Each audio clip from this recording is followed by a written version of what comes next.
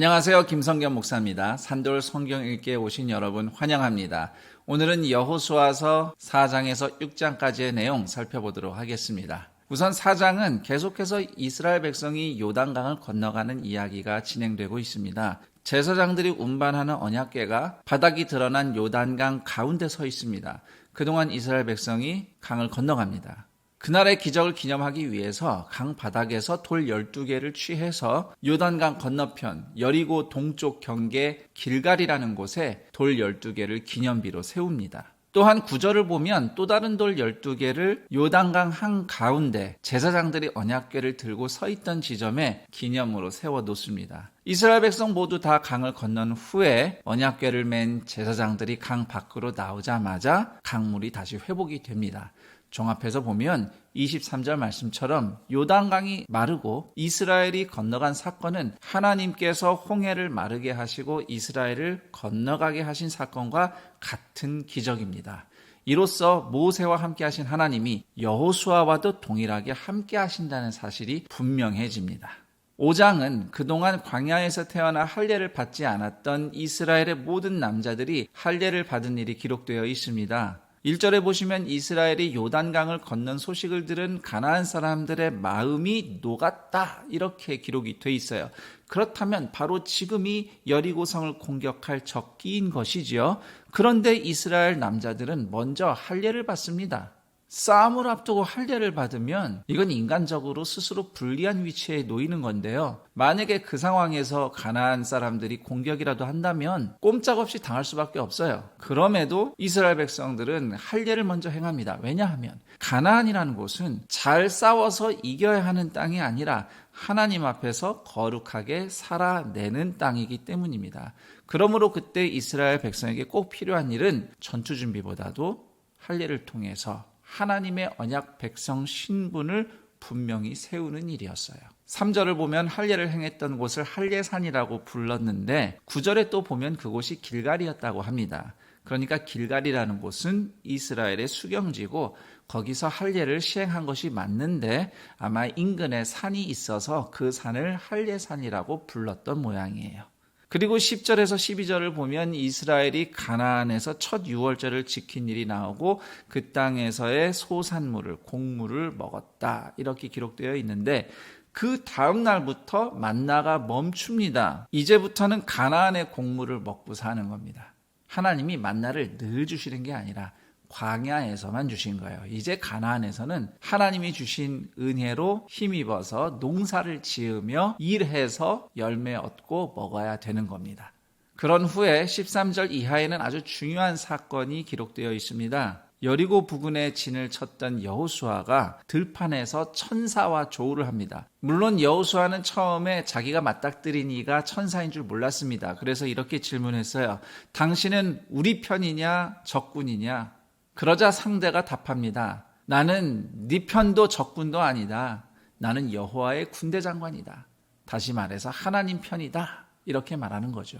그러면 이제 이스라엘에게 남은 질문이 있습니다.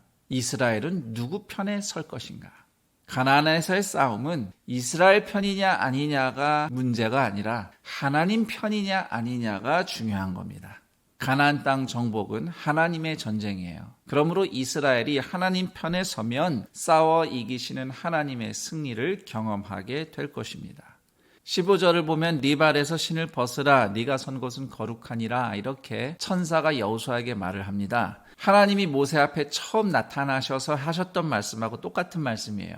이후 가나안에서 싸움에 임하는 모든 현장은 하나님이 함께 계시는 거룩한 땅이라는 의미입니다. 이제 6장으로 가면 여리고성 함락 이야기가 나옵니다. 바로 그 유명한 여리고성 싸움입니다.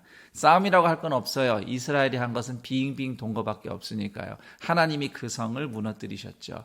여리고성을 공략한 방법이 아주 특이하죠. 이스라엘 백성들은 성 주위를 하루에 한 번씩 6일 동안 돌았습니다. 그럼 6번 돈 거예요.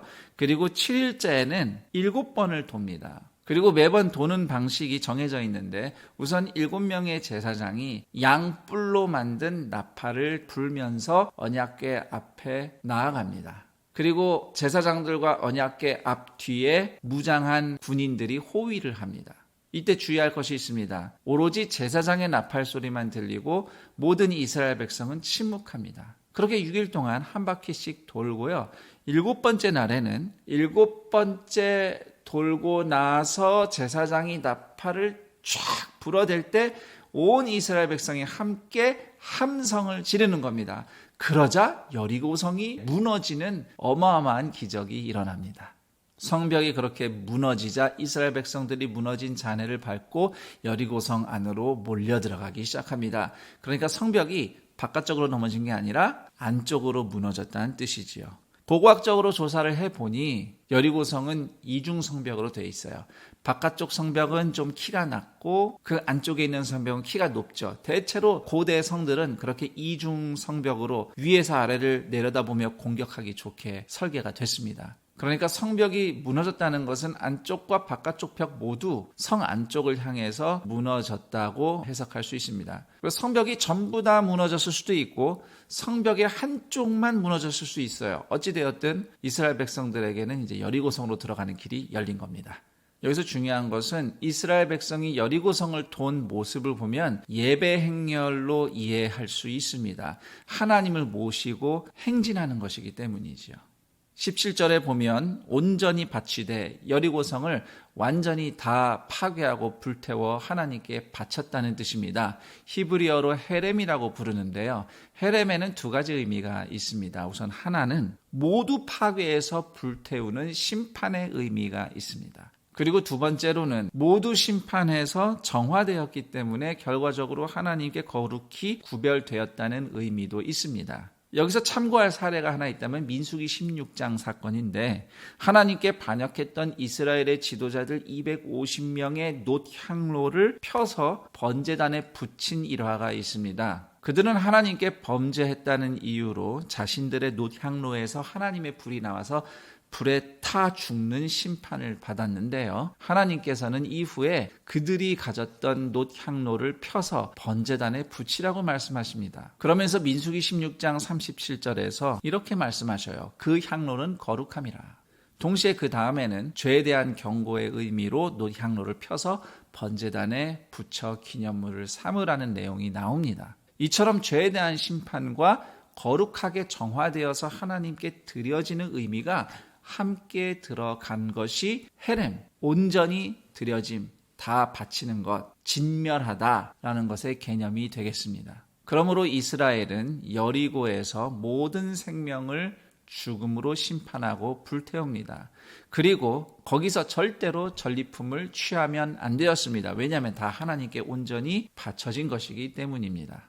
하지만 라합과 그 가족은 여리고에서 살아남습니다. 마태복음 1장 5절 보면 라합은 훗날 살몬이라고 하는 이스라엘 남자와 결혼을 하게 되는데 그 둘 사이에서 다윗의 증조 할아버지인 보아스가 태어나게 됩니다. 이렇게 해서 라합은 다윗과 예수 그리스도의 족보에 함께 언급된 4명의 여성 중 1명이 됩니다. 자, 여기까지 여호수아서 4장에서 6장까지의 내용 살펴봤습니다. 그럼 전 여기서 인사드리고 내일 그 다음 내용과 함께 여러분 다시 찾아뵙겠습니다. 감사합니다.